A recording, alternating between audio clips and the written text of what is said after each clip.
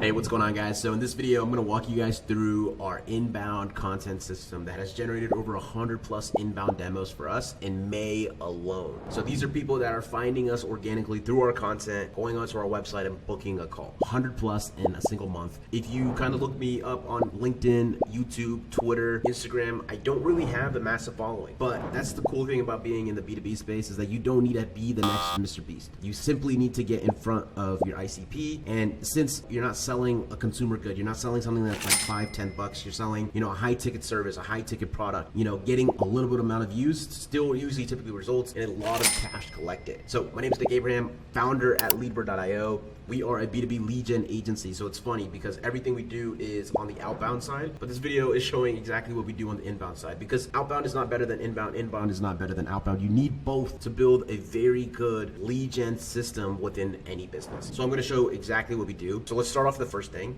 is you wanna outsource as much of your content writing and publishing as you possibly can. So this is where I see a lot of people mess up. They try to do everything on their own, and I am guilty of this. I try to do this in the beginning, and typically what happens is you burn out and you stop putting out content and you get very inconsistent, which kind of hurts your performance when it comes to organic reach.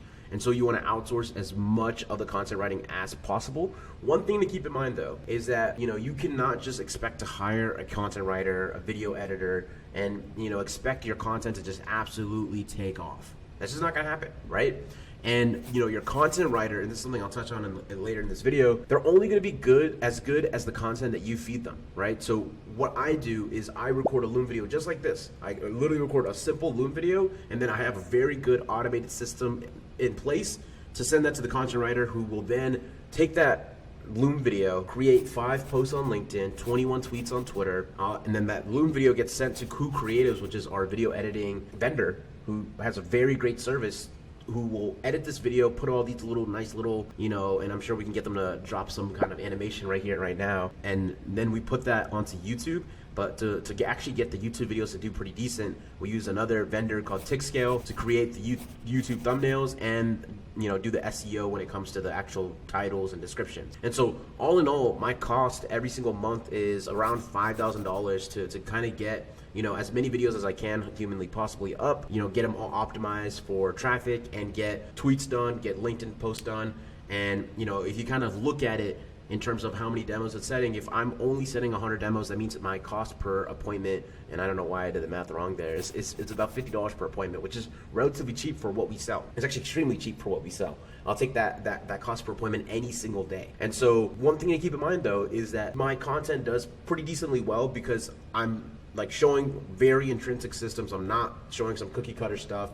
I'm actually producing really high, good value, or what I think is really good value, and then the market reciprocates. And so, you can outsource as much as you want, but it's only gonna be as good and it's only gonna get you the results that you want if you're actually providing good, valuable stuff out there. So that's one thing I would recommend, outsourcing as much of your content writing as possible. I probably spend less than, I would say, 5 hours every single week to pump out a good amount of content. And truthfully, it's probably under 2 hours at most. So you wanna outsource as much as you can. And then we have really simple flows, like I mentioned before, when it comes to content repurposing. And so this is a flow we built inside of Zapier, where once a video gets uploaded onto YouTube, it'll send a message inside of Slack telling our content writer to go post it on Twitter and on LinkedIn as well. And then what it also does is it adds it to the CMS of our website inside of Webflow. So I'll kind of show you what that looks like. So you'll see that all of our videos kind of get posted inside of our resource portion of our site. And what's cool about this is that, our sales team can use this to kind of go and head to nurture prospects that are in their pipeline. If a prospect kind of complained about, I don't know if you guys can build SaaS companies, it's like, great, we have a video on it, and this is the cringe face I have to make to kind of get the views that I want. But we build this out. It's very easy to kind of programmatically upload into the CMS via Zapier. And then what we also do is take the title and the description, pump it into OpenAI to kind of go ahead and create another caption and get that video posted onto our LinkedIn with a specific caption for it. So that's been pretty good. So if you go to our Leadbird.io company LinkedIn page, you'll see that all these videos are also booked on there, and they come in with some pretty cool captions. So that is how you kind of do the content repurposing via Zapier. And you probably could do a couple other things, you know, get it posted on Twitter and all that, but I wasn't really a big fan of the prompt or like the output of the prompt from, you know, using AI. And so that's why I have our content writer kind of manually just go ahead and do that. And kind of like what I mentioned before, right? Like your content writer will not make or break your account. And so you want to build a very good system where, you know, you're simply doing what I'm doing, which is recording a very in-depth video of a specific topic, and then that topic pretty much gets distributed into your other channels. And one thing I forgot to mention is that we actually have an SEO agency as well that is creating SEO optimized blogs according to the content that we post. So basically my flow right now is submit my video to KuCreatives, and as soon as it gets submitted to KuCreatives, it also populates inside of our Slack channel, which I'll show you in a bit, which allows the SEO agency to know what the video is and to have him go ahead and create the SEO optimized blogs. And then we basically will have the content sent to the content writer inside of that Slack channel so that he can repurpose it on Twitter and LinkedIn. And then the Bloom video is sent to KuCreatives, who will then finish editing the video, and then that'll get sent to to TikScale, which who will then create thumbnail and vidIQ caption that's optimized. Then he'll schedule the content, and then the YouTube video gets posted. It gets added to our CMS on our website, and then it also gets added to our company page. So that's kind of like our flow. And, you know, majority of this is pretty much automated via Zapier, except for the pieces we're actually using the vendors for. And so that's kind of like our content flow right now. And the big piece is that initial, you know, content that you're making, it needs to be quality. It can't be something that's cookie cutter. It has to be valuable, something that people actually want to see. And, you know, that's kind of what my Twitter content, like this is where I have most of my presence and where most of our traffic comes from is Twitter. You know, I have 18,000 followers. Majority of it only came not because like I'm a super personable person. Like, you know, my content is strictly business. It's literally just valuable stuff on how to do cold emails and cold outreach and stuff like that. You know, it's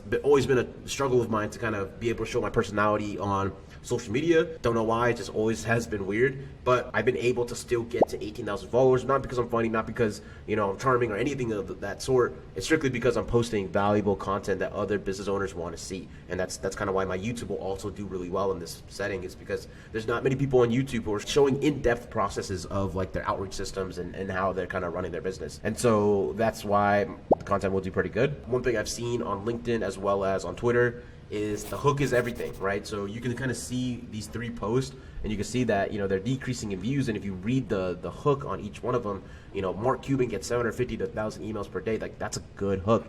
And by doing so, within 4 days, I was able to generate, you know, 3,000 impressions. So it's doing pretty well. And then we have some posts that are doing even better because they have even better hooks. And so when posting on LinkedIn, make sure that first line, that hook is really good. And this is also very important for like threads on Twitter or anything of that sort. So just make sure the hooks, like whatever you're putting out there is very captivating. So it kind of gets the views, and let the content do the rest. The other big thing is just making sure you cross promote your other channels. So like one thing I've been doing a lot is pushing a lot of my Twitter followers to YouTube, right? Because that's where I have a lot of my traffic. You know, I want to push my YouTube to my LinkedIn. Like, I'm just trying to cross promote as many as I can on all the other channels, because that kind of helps build up the organic reach, just because you're showing YouTube like, hey, I'm getting followers, I'm getting subscribers like consistently.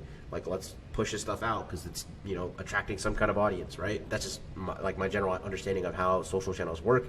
And fun fact, I actually grew an Instagram page in the financial space that was like a theme page to about 50,000 followers before selling that my freshman year in college. I'm not a pro by any means when it comes to like social media, organic outreach, any of that stuff, but I have a general good understanding. So yeah, that's one thing. And then you want to make sure you actually plug your business. So Daniel Fazio, Cold Email Wizard, funny enough, he told me this, and I used to hate being that guy who plugs all this stuff, sells all this stuff, constantly promoting his stuff. I just want to, you know, drop really good information and let that kind of do the work. But Daniel told me that if he looked at his best performing months, his best in terms of like call volume and stuff like that, it was simply the months where he plugged his calendar, plugged his VSL, or plugged his business more often. And so that's what I recommend, making sure you actually plug your business, like, you know, drop them and promote them as much as you can, because it will book more calls, and that's what I've seen as well. And then kind of like I said before, in our Slack channel, you want to automate the handoff of the content production. Like, if I was managing and saying, hey, TikScale, here's the video, hey,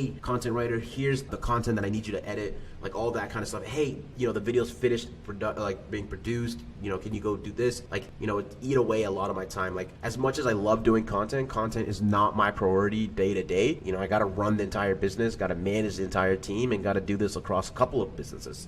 And so I want to make this as hands off as possible, and that's kind of what the Zapier flow allows me to do. So, you know, we have a ton of things where it's like, you know, as soon as they finish the video production and it's added to the Google Drive folder, like it'll tell TikScale, hey, go create the thumbnail, go create this, post it on YouTube, schedule it out. Same thing with like when this goes live, it tells our content writer, hey, go do this, go do that. And so we have a lot of the handoff part automated. And so this is a really quick look at our inbound content system. It's nothing advanced, we're just really consistent with it, and I hope to get even more consistent with it and be able to just scale the volume of just content that we put out. And you know, it's successfully generating a ton of demos. It's really built a lot of my career so far, and it's only going to grow. And so, you know, if this was interesting at all, do me a favor and subscribe to the YouTube channel, because my goal is to drop a ton of really valuable videos just like this one and a lot of other ones over time. So enjoy the ride.